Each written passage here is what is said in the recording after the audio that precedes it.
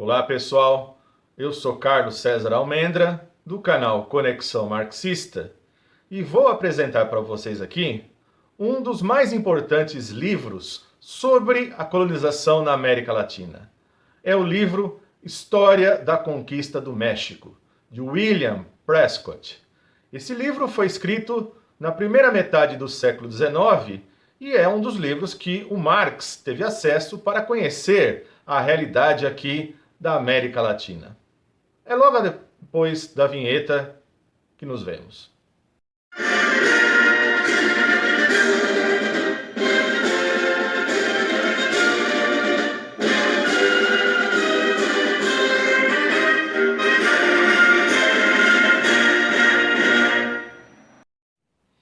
William Prescott foi um dos mais importantes historiadores, especialista em história da América. Conforme apontei no vídeo anterior, que está aqui na descrição e também aqui acima, vocês podem conferir que esse foi um dos livros que o Karl Marx estudou e fez as suas devidas anotações lá nos chamados Cadernos de Londres. E para vocês terem ideia da importância desse livro, eu vou pôr aqui para vocês darem uma observada. Eu vou pôr aqui para vocês observarem as anotações finais do Marx a respeito desse livro. Confiram aí. Os astecas não fizeram nada para melhorar as condições de seus vassalos, ou para promover seu progresso de alguma maneira. Seus vassalos eram servos, utilizados somente para servir a seus desejos. Eram mantidos em submissão mediante guarnições militares, oprimidos com impostos em tempos de paz e com a inscrição militar em tempos de guerra. Não estenderam o direito de cidadania aos povos conquistados, diferentemente dos romanos. Não se fundiram em uma grande nação, com direitos e interesses comuns. Eram tratados como estrangeiros, inclusive aqueles no vale, que viviam praticamente ao lado dos muros da capital. A metrópole asteca, o coração da monarquia, não sentia simpatia, nem palpitava ao ritmo, nem sequer um pouco com o resto da comunidade política. Não conheciam o uso do leite. Os astecas não conheciam nenhum animal doméstico. Vocês observaram aí a parte final do resumo do Marx a respeito do livro do William Prescott. E essas ideias estão presentes ao longo da trajetória do livro. Livro esse que a versão espanhola que eu li tem simplesmente 1271 páginas. Há versões em espanhol de cerca de 700 páginas, né? Obviamente aquelas nas quais a letra está bem menor. Mas é uma obra densa, né? Uma extensa obra. William Prescott é muito detalhista, ele pega, ele narra, ele descreve e ele faz algo inovador ali, que é um exemplo de estudo historiográfico. Porque, na verdade, ele vai pegar os vários historiadores de fonte primária, né? Ou seja, aqueles que vivenciaram ali o século XVI, sobretudo historiadores que, no fundo, uma boa parte deles eram ligados à própria igreja, né? E descreviam, portanto, descreviam, narravam o que estavam vendo ali, portanto, faziam obras extremamente longas, né? E o William Prescott vai, ao longo do seu livro, com maestria, porque você vê ali, são dezenas de autores, dezenas de livros que ele se baseia, né, para fazer sua obra, além das cartas do próprio Hernán Cortés. Então é uma fonte bibliográfica muito rica e nessas 1271 páginas, o livro está dividido naquilo que o Prescott coloca como 7 livros, que na verdade vamos dizer que seria aí 7 sessões, e cada sessão tendo aí de 5 a 9 capítulos. Portanto, é uma obra bem densa, né? Uma obra bem vasta, E aí você vai ter um panorama muito interessante sobre a chegada dos espanhóis no Império Azteca. O Prescott, inclusive, vai narrar, vai descrever como é que se organizavam não só os astecas, mas todos aqueles que estavam ao seu redor, né? Todas aquelas cidades que configuravam o chamado Império Azteca. Marx, no seu resumo, ele vai mostrar para a gente ali as questões centrais dos astecas, ou seja, onde que eles estão localizados geograficamente, qual tipo de produção tem, qual o seu desenvolvimento em termos de forças produtivas, seu sistema de comunicação, ou seja, como é que percorrem as distâncias, as suas instituições militares, os tribunais, as leis, como é que se dava a questão política, ou seja, como é que era a sucessão da coroa, como é que era a hierarquia. Então, na verdade, o Marx vai se deter, portanto, às questões propriamente dos astecas. Ou seja, no seu resumo aqui, ele ainda não está tratando, não está mostrando a chegada dos espanhóis. Ele quer, de fato, olhando esse resumo, ele quer entender como é que eram, como é que se organizavam, como é que viviam esse povo asteca, bem como as cidades que os rodeavam, né? Então, é esse panorama o qual nós temos ao observar as anotações do Marx. Claro que o livro do Prescott, ele pega não só como é que viviam, mas a própria chegada, fica detalhando inclusive as várias batalhas, o deslocamento de tropas de um canto para o outro, a busca de tentativa de buscar novos locais para dominar, novas cidades, novos povoados. Então, o Prescott vai dando todo esse panorama até o momento que ocorre a decadência do Império Azteca e não só isso, o regresso do Hernán Cortés para a coroa espanhola, porque geralmente os livros de história até então se encerravam com a decadência do Império Azteca, mas nunca mostravam, era muito difícil mostrar o que aconteceu com Hernán Cortés. E o Prescott vai perseguir, vai mostrar tudo o que ocorreu com ele após o regresso e a tentativa de volta para a América, né? A sua decadência econômica, suas brigas com o próprio governo central, né? Com a monarquia espanhola, porque afinal de contas, quando ele veio aqui para a América, ele simplesmente desobedeceu ordens do governo geral, né, do governador, que era a autoridade máxima até então. Então, o Hernán Cortés, ele vai, claro, escrever 4 vezes para a coroa espanhola. Essas cartas se mostram presentes, né, as suas ideias aqui no livro, mas temos aqui um panorama que vai para além disso. Vale lembrar que o Prescott é um dos maiores historiadores aí, ele que é natural lá de Massachusetts, né, que viveu entre 1796 e 1859, né? Após a morte dele, 5 anos depois, o próprio Prescott vai ganhar uma cidade, vai ter o seu nome, numa cidade do Arizona, né? Tamanha a importância e reconhecimento da obra do Prescott, né? O Prescott que ali, a primeira grande obra dele tinha sido escrita em 1837, que tratava da história de Fernando e Isabel, né? E assim, o Prescott tem uma vida pessoal muito interessante e ao mesmo tempo trágica, né? Porque ele, na adolescência, ele simplesmente lá numa brincadeira lá dos adolescentes, no convento, jogaram um pedaço de pão que bateu no olho dele, né? E a gente não sabe, né?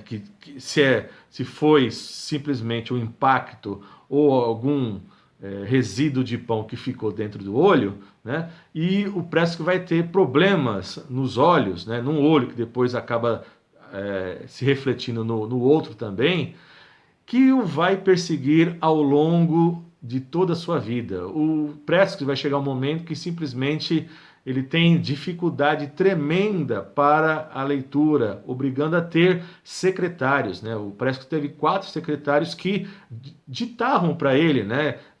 Liam para ele os livros, e ele tinha uma capacidade incrível, né? Ele, segundo dizem aí os biógrafos, né? Ele era capaz de memorizar 60 páginas de uma só vez, né? Então, o Prescott escreveu esse primeiro livro que fez sucesso entre os espanhóis, e depois, em 1843, aí sim ele vai escrever a história da conquista do México, que em apenas 4 meses vendeu 4.000 exemplares. Imagina isso lá no século XIX, né? É algo fenomenal. Tanto é que depois, em 1847, ele vai escrever o outro livro, que é a história da conquista do México. Os livros do Prescott são muito bem escritos, né? Bem documentados, né? Conforme eu falei para vocês, né? Além das cartas do Cortés, né? Que são as chamadas cartas de relação, temos também livros como fontes primárias importantíssimos. Um deles é o Conquista, de 1552, escrito por Francisco Lopes de Gómara. O outro é o Bernal Dias de Castillo, que escreveu História Verdadeira da Conquista da Nova Espanha. E você tem vários outros. Antônio de Solís, História da Conquista do México, que é uma certa prosa barroca, que também, no caso, é um livro muito dado à fantasia. E vai ter livros como de historiadores da igreja, como Bartolomé de las Casas, o Frei Diego Duran. Também tem um historiador importante que é o Montolinia. Enfim, vai ser assim repleto de importantes livros, importantes fontes primárias. E para quem tem o contato pela primeira vez com essa obra do Prescott, se é historiador, então fica impressionado, porque imaginar como que no século XIX alguém pegar todas aquelas fontes e conseguir construir com maestria, né, com tamanha sabedoria, né, com tamanha eficácia, essa história, né? Na verdade, há momentos ali que você está lendo o livro, parece um romance. Não tem diálogos, porque não é um romance, é um livro de história. Mas tem ali a figura do Cortés, tem a figura do Montezuma, tem ali os subordinados imediatos do Cortés que acabam nos trazendo a riqueza dessa história, né? Os detalhes em termos de vestimenta, de produção, de equipamentos de guerra, de deslocamento de tropas, das próprias guerras. Então é muito rico, né? Um outro historiador importante é o Dom Manuel Orozco Iberra, né, que vai escrever História Antiga e da Conquista do México, né? Esse é um dos poucos historiadores que que enaltece os indígenas, né, e critica Cortés e os conquistadores, porque via de regra você vai ter exatamente o oposto, né? Você pega, por exemplo, o Francisco Cervantes de Salazar, que juntou aí um conjunto de papéis que dá mais ou menos 8.000 folhas entre México e Peru, né? Então também é um dos grandes escritores, mas esse aí é um defensor contumaz do Cortés, né? E a maioria desses historiadores, quando criticam os indígenas, eles enfatizam a questão, vamos dizer assim, do canibalismo e dos sacrifícios, né? Que eram presentes, né? Que obviamente a gente aqui não vai ficar defendendo nem sacrifício nem canibalismo, né? Mas isso não quer dizer que aquilo que os espanhóis fizeram fosse algo favorável, algo benéfico para essas populações. Ou seja, se havia uma opressão dos astecas sobre os demais povos que os rodeavam e até os povos mais distantes, o conquistador que chegou trouxe opressão também, trouxe mais sacrifícios, mais mortes e mais guerras. Portanto, você não está falando aqui de um conjunto de homens salvadores, que vem trazer a civilização. Não, na verdade eles vêm interessados em saber se tem ouro, se tem riquezas e, obviamente, o interesse é em expoliá-los. E foi isso o que eles fizeram de fato. Mergulhando nos argumentos aí propriamente dito do Prescott, a gente vai perceber que já no primeiro capítulo já vai se demonstrando ali os astecas se dedicando à plantação de milho amarelo, de trigo, de agávea, né? A agávea que é uma planta que depois resultaria na produção posterior, depois, claro, depois do Império Azteca, de tequila. Mostra aí os povos, como os toltecas, né, que se expandiram por 4 séculos e depois diminuíram por fome, por peste, por guerras, né, e depois desapareceram totalmente, né? Então, no livro você vai ver, portanto, os povos que vieram antes mesmo dos astecas e conforme se desenvolveram e entraram em decadência. As cidades de Texcoco, de Tlacopan, portanto, cidades importantes, mas subordinadas aí a Tenochtitlan, que é a principal cidade, né? Uma cidade rodeada de muita água. Você vai ter ali no Império Azteca uma cidade que era rodeada por 5 lagos, era um complexo de lagos. E o que a gente vai ver, infelizmente, no século XX, é o que? Você ir drenando esses lagos de tal maneira que desses 5 lagos só restou apenas um deles, e ainda por cima a maior parte desse lago é poluído. E é interessante observar que depois que se drenou ao longo do século XX essas áreas, né, agora você sofre com problemas de secas nessas regiões. Então é simplesmente terrível. O Prescott vai nos mostrar que você tinha ali um sistema de monarquia eletiva, no qual formava-se um corpo eleitoral de 4 nobres, né? Advindos aí não só de Tenochtitlan, mas de Texcoco e Tlacopan, né? E daí esse soberano ele era eleito entre os irmãos do príncipe, ou então, se não tivesse irmãos, era eleito através dos sobrinhos, né? E geralmente era alguém que tinha destaque na guerra, embora o Montezuma, que foi o último deles, né? Ele era um religioso, ele não tinha um destaque propriamente dito de grandes feitios como os anteriores. Além disso, né?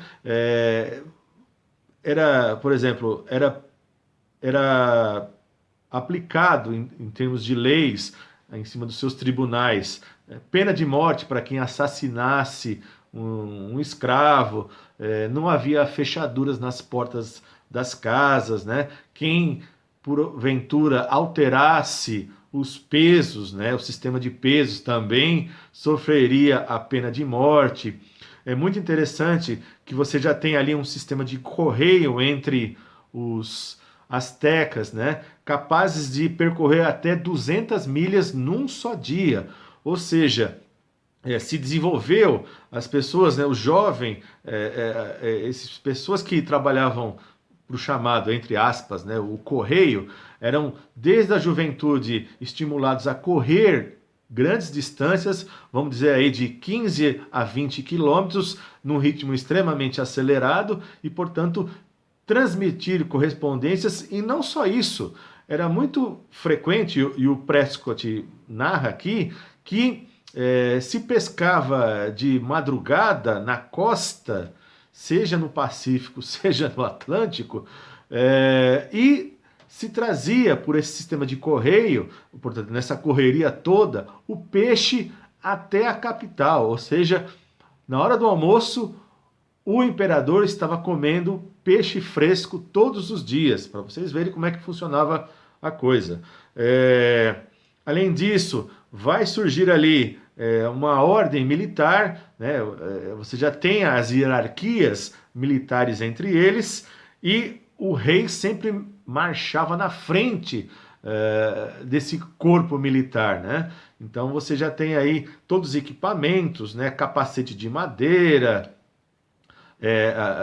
um instrumento de luta que é a obsidiana, né? Eles não tinham, obviamente, a espada, mas tinha a obsidiana, que é um material vulcânico, dava uma espécie de um vidro extremamente cortante e é utilizado até hoje, muitas vezes em materiais cirúrgicos médicos, né? Então é algo que está presente até os dias atuais. Em termos de deuses, né? Você tinha ali 13 deidades principais e 200 inferiores, né? Portanto, eles eram politeístas, né? Mas o deus principal era o Huitzilopochtli, que é o Marte mexicano, né? O principal deus dentre eles, né? Havia um sistema já de batismo similar, né, aos dos cristãos, isso que os espanhóis também vão se dar conta disso, né? E, para vocês terem ideia, havia um sistema de educação também na polis, na cidade, mas a educação não se pautava no amor, ao contrário, se pautava no terror, portanto no temor, né?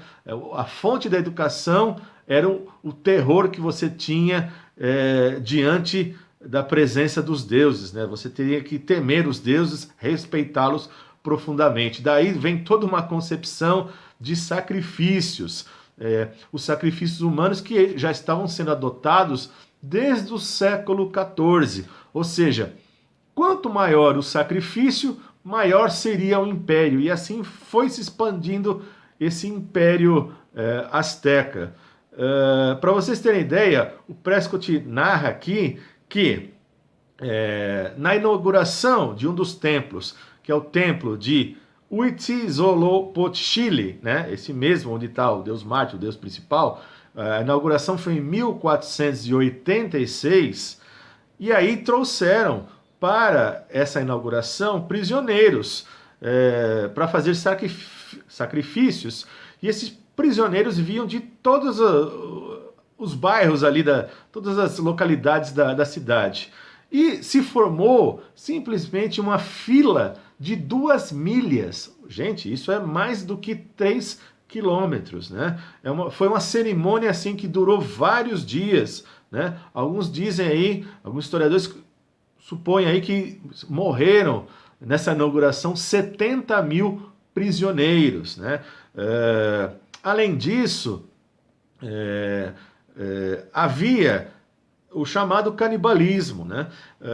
Se fazia verdadeiras festas religiosas quando se matava alguém, pegava suas partes, se comia, se assava, antes de matá-lo se vestia-o com plumas, o decorava, portanto, fazia-se todo um ritual como se fosse algo extremamente nobre tudo aquilo, né? E ainda por cima depois se guardava as caveiras.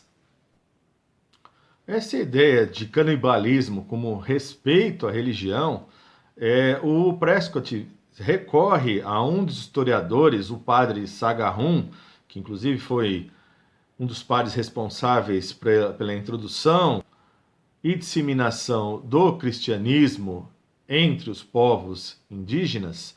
Ele escreveu História Geral das Coisas da Nova Espanha, e o padre Sagahun, além de descrever as coisas que foram encontrando, os vários objetos, né? Quando ele se depara, por exemplo, com o calendário, ele fica assim, achando que é coisa de necromancia, portanto tem que ser eliminado. O canibalismo, então, ele fica literalmente horrorizado, e obviamente tem que ficar mesmo, não é tão simples assim.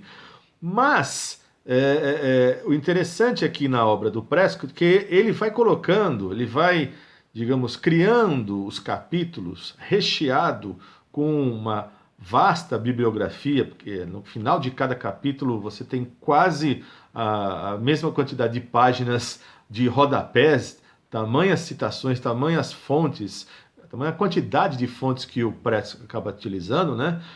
E mostrando, portanto, tanto esses historiadores que são defensores do Cortés, bem como aqueles que eram defensores dos indígenas. Né? A riqueza dessa obra nos mostra essas facetas. Né?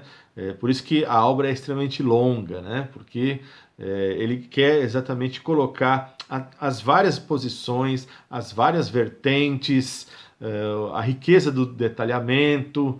Por exemplo, há momentos ali que um escravo vai ser utilizado como prato principal, ou seja, você pega, mata um escravo, certo? Tempera, literalmente tempera, né? Faz um cerimonial, faz um banquete com escravo, né? Ele pega até quais as fontes que tá, onde estão isso, né? Ele coloca lá que é o Torquemada e também o Boturini, né? O Boturini que escreveu a história geral tanto da América Setentrional como a história geral do norte da América, né? Então você tem cada novo elemento que o Prescott põe, ele põe lá as fontes, né? Para dizer que ele não está inventando absolutamente nada, né? E ao mesmo tempo vai mostrar aí os holocaustos, né? Dentre eles o que ele vai chamar, que foi realizado pelo Dom Juan Zumarraga, né, que recolheu as pinturas astecas e reduziu, nas palavras do Prescott, reduziu tudo a cinzas, né? Vai destruir tudo, além de destruir mobílias, utensílios, né? Isso também vai aparecer nos livros do Sahagún, né? Que ele está escrevendo aí sobre a história geral das coisas da Nova Espanha. E, não obstante, o próprio Prescott coloca, né, que essa história de destruição do patrimônio, o Don Juan Zumarraga não foi o primeiro. Você já tinha o precedente anterior que tinha sido lá em Granada, quando o arcebispo Francisco Jiménez Cisneros, ele tinha lá em Granada destruído os documentos, né, os escritos nazares. Os nazari, que eram os indivíduos pertencentes à última dinastia dos muçulmanos.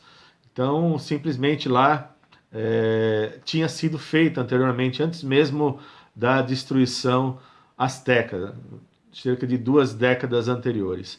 E depois, o próprio também vai aparecer, né, o Prescott falando, né, que você vai ter isso também entre os maias, né?